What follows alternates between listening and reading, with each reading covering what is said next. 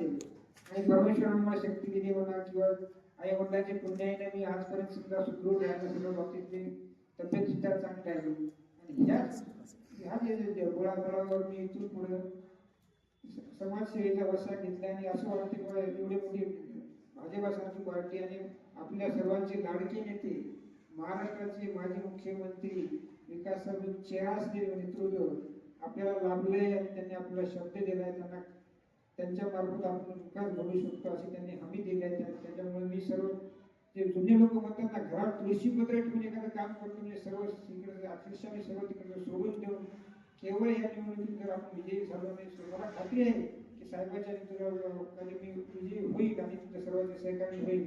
आणि त्यांनी असं आश्वासन दिलं आहे आपल्याला की डॉक्टर साहेब तुमच्यासारखे माणसं जर आले, तुमचं नेतृत्व लाभलं तर इथल्या हिमायतनगरचा काया पालक म्हणजे कोणी ओळखू शकणार नाही असं होईल. खरंच मी पण जेव्हा 35 वर्षामध्ये जेव्हा आमच्याकडे मित्र लोक येतात बाहेर गावात राहतो, कारण डॉक्टर तिथं तालुका आहे का म्हणजे काय म्हणजे मला काही नाही का म्हणजे कोणी यायला वाई नाही का म्हणजे काय म्हणजे नाल्या काय दशा काय दुर्गा दुसरं आहे ते आहे जरा काय करणार हे सगळं पाहून हे करून मला थोडं वाटत होतं.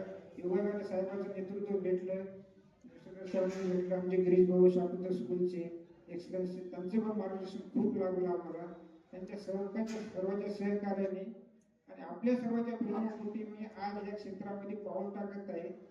काय फार दिवस झाले, फक्त आज 17 दिवसामध्ये या क्षेत्रात येऊन 7 दिवस म्हणजे आज शनिवार 7 दिवसात मी ह्या क्षेत्रात पदार्पण केलं. सहज पण त्यांनी एवढी केवळ संजीवनी दिली साहेबांनी, त्यांचे मी उपकार कधी विसरू शकणार नाही. मुख्यमंत्री साहेब माझे मुख्यमंत्री साहेबांचे त्या सर्वांच्या याच्यानं सहकार्याने आज इथे आलो. तुम्हाला कळकळीची विनंती असेल पत्रकार आपण सर्व ह्याच एरियातले आहेत, तुम्हाला नवीन असताना सर्वांनी सहकार्य मिळवली अपेक्षित आहे. पूर्ण तयारी झाली आहे. जसे समजा कमाई करून आजच्या आपण येणार जेव्हा एंट्री करणार आपण ब्लूप्रिंट तयार आहे. जसे आपण कमाई आतमध्ये येणार तर दोन्ही बाजूने डिवायडर आतमध्ये प्लांटेशन सर्व आहे त्याच्यामध्ये सर्व करणार आणि जवळपास पूर्ण जेवढे काही चौक आहे तिथं पूर्ण सुशोभीकरण करण्याचे ते अतिक्रमण प्रश्न आहे ते सर्व आम्ही म्हणजे सर्वांना विश्वासात घेऊन म्हणजे रस्त्यावर मोठे करण्याचा प्रयत्न करणार सर्व विश्वासात घेऊन. पाण्याचा प्रश्न, स्वच्छतेचा प्रश्न सर्व प्रश्नच आहे तिथे, ड्रेनेजचा प्रश्न आहे, सर्व प्रश्न आहे. हे आमचं आश्वासन आहे. आश्वासन म्हणजे आश्वासन म्हणत नाही याला, आमचं वचन आहे ते जाहीरनामा वचननामा आहे आमचा हे की हिमायतनगर शहरातील जनतेला कायमस्वरूपी घरोघरी पाणी पुरवठा देण्याचं आमचं वचन आहे. रस्त्याखाली ड्रेनेज सिस्टीम आणणार, त्यामुळे तुंबलेल्या नाल्या गटारे यापासून कायमची मुक्ती होणार. हे सर्वात म्हणजे पहिलं विजन आमचं हेच आहे. पाणी आणि गटारमुक्त हेच होईल आणि अंडर ड्रेनेज पाईपलाईन करण्याचं आमचे वचन आहे.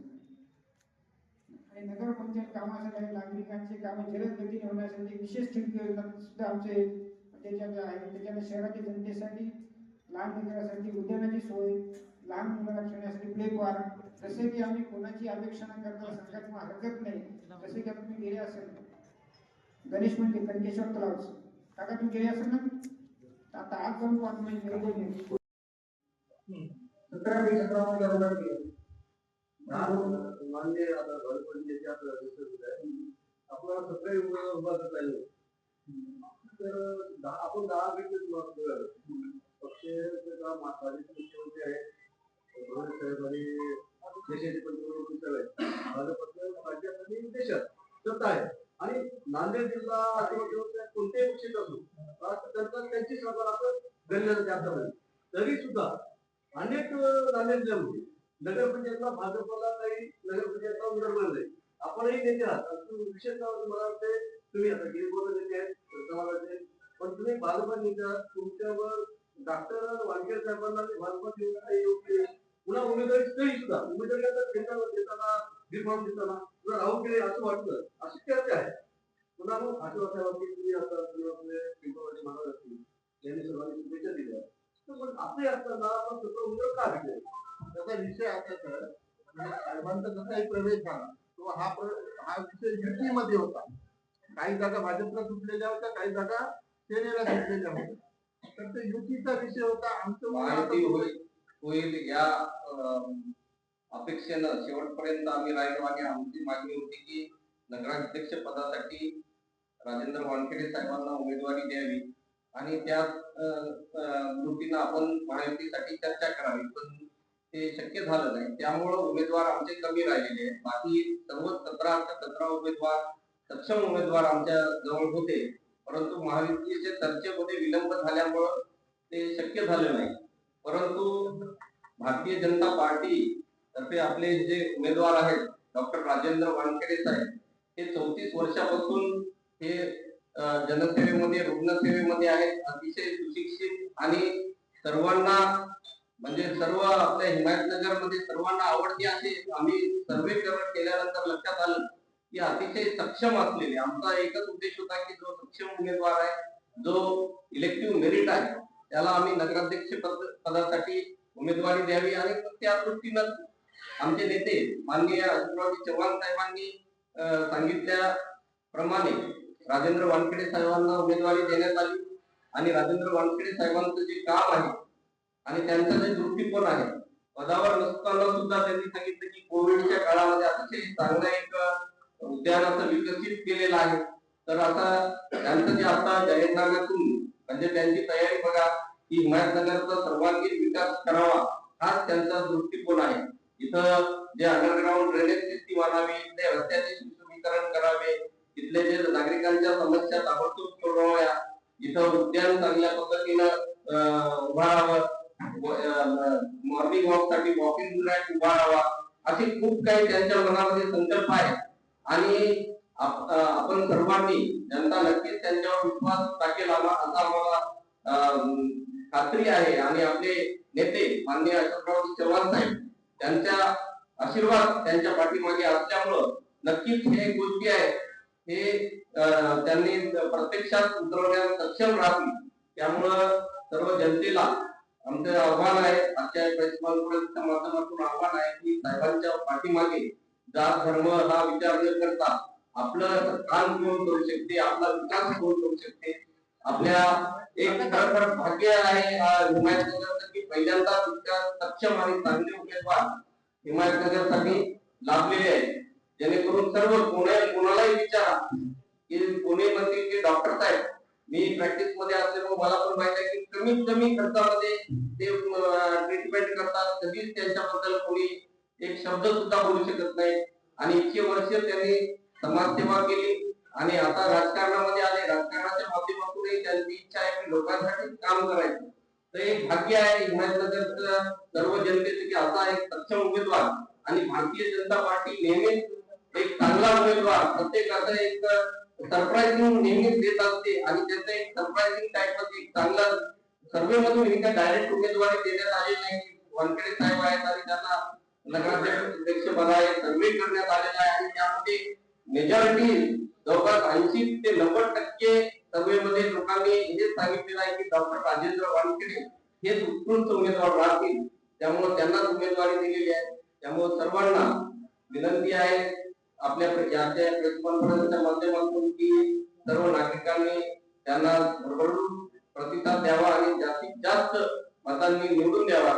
त्यामुळं जास्तीत जास्त मतांनी निवडून आलं तर साहेबांचे जास्त लक्ष राहते. जास्तीत जास्त निधी आपल्या हिमायतनगरला येईल आणि हिमायतनगरचा सर्वांगीण विकास साहेबांच्या डॉक्टर राजेंद्र वानखेडे साहेबांच्या माध्यमातून आपल्याला घडवून आणता येईल.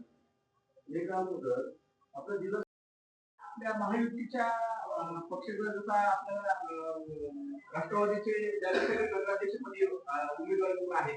त्याच्यानंतर शिवसेनेचे आमदार आहेत त्यांचं सुद्धा आव्हान महायुतीच्या उमेदवाराचं आहे की काँग्रेसच्या उमेदवाराचं असं तुम्हाला वाटते? कारण सत्तेमध्ये तुम्ही सर्वजण सत्तेमध्ये आहात आणि आता 3 पक्षाचे उमेदवार म्हणून नगराध्यक्ष म्हणून राष्ट्रवादीचे ज्यावेळेस सेक्रेटरी आहेत आणि आपले शिवसेनेचे ठाकरे साहेब सुद्धा आहेत. ते तुम्हाला आव्हान नेमकं आपल्याच पक्षाच्या महायुतीच्या लोकांचं आहे का काँग्रेसचं आव्हान वाटते? आम्ही आव्हान आमच्या विकासाचा विकास आमचा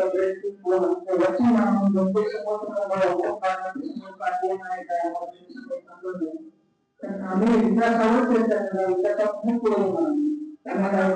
ज्यावेळेस आपण लोकांमध्ये जातो कारण त्या पक्षाच्या मताचं विभाजनाच्या बाबतीमध्ये आपण एकाच पक्षामध्ये आज देशामध्ये असू द्या महाराष्ट्रात असू द्या आपण महायुतीमध्ये काम करतो आणि यावेळेस आपण मतदानाच्या रूपामध्ये जातो त्यावेळेस 3 पक्षाचे लोक त्या ठिकाणी जातील मताचं विभाजन होऊन आपल्याला काही फटका बसणार नाही या दृष्टिकोनातून नाही आजकाल मला सांगतो की कोणत्याही गोष्टी कोण काय करते कोण नाही करते काय सगळं पाहणार पण जेव्हा प्रत्येक गोष्टीचा मला अनुभव आला या गोष्टीचा लक्षात काळजी म्हणा वैयक्तिक आणि लक्षात या गोष्टी अजिबात काळजी सर्व कोण काय नाही आम्हाला तुम्हाला सांगायची गरज म्हणजे आमच्या माहिती गरज नाही होते तुम्ही चालू त्याच्या मात्र उमेदवार कोण आहे काय आहे काही नाही नंतर एकच होणार अध्यक्ष साहेब येणार आहे तिथं देशमुख साहेब ते मीटिंग होणार आणि त्यानंतर प्रचाराची पूर्ण रूपरेषा अशा पद्धतीने कोण कोण नेते ते येऊन सर्व स्पष्ट करतील आणि त्यानंतर पुण्या दिवशी कोणते नेते येतील हे सर्व उद्या ठरेल. खासगाव विधानसभा आणि हिमायत विधानसभा एक आहे खासगावमध्ये होते पण हिमायतमध्ये होत नाही त्यामुळे अशोकराव चव्हाण साहेब वैयक्तिक हिमायतमध्ये लक्ष घालतील. नाही साहेब सगळीकडेच लक्ष घालतील काही हिमायतनगर नाही पण हिमायतनगर म्हणूनच नाही पण हिमायतनगरच्या उमेदवार आम्हाला निवडून आणणे भारतीय जनता पार्टीचा अधिकृत उमेदवार असल्यामुळं भारतीय जनता पार्टीचा उमेदवार आपले राजेंद्र वानखेडे साहेब यांना निवडून आणण्यासाठी नक्कीच जास्त प्रयत्न करतील. हंबडा नगराध्यक्षपद नाही तर भाजपचं नगराध्यक्षपद नाही आपल्या सोयीमध्ये झाल्या आता ते सांगितले की जे झालं त्याच्यापेक्षा पुढे काय करायचं आहे त्यावर लक्ष केंद्रित करणं जास्त चांगलं आहे. मुख्यमंत्री साहेबांची सभा लागेल काय माहिती आम्ही येऊ देणार.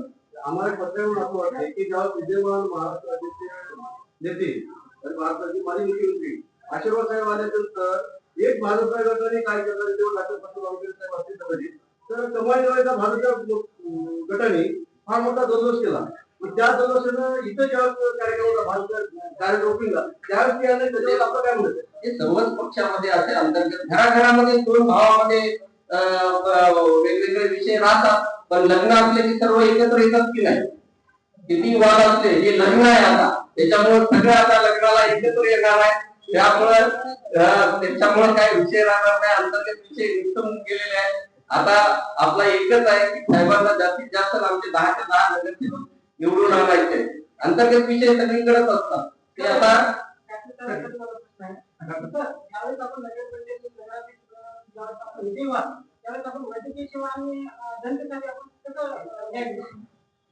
वैद्यकीय खूप चांगला सगळ्या जणांना प्रश्न विचारला त्या छाती गडबड आणि कसं काय होणार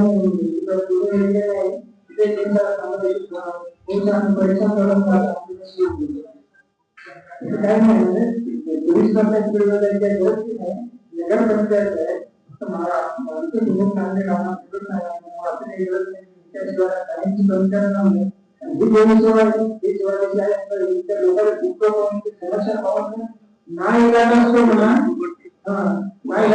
पंचायत आहे असं झालं माझी आहे मोठा असतो माझे इच्छा ते सुद्धा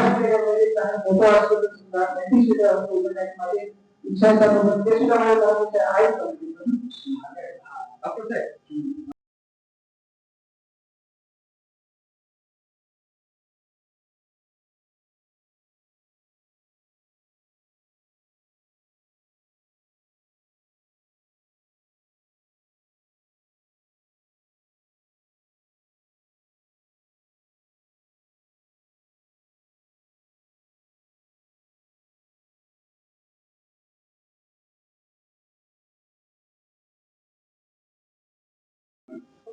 मला वाटते लोकसभेला आता जे आणखी पुढं पहिल्या टप्प्यापर्यंत आहे संभाव्य खासदार की भाजपला येतं शिवसेनेला गेलाय खासदार उभा राहायचा भाजपामध्ये असं कोणी उभं राहतो म्हटल्यानंतर त्याला तिकीट भेटत नाही इलेक्ट्रिक मेरिटवर भेटते जर पक्षाला जर वाटलं की हे खरोखरच निवडून शकतील तर नक्कीच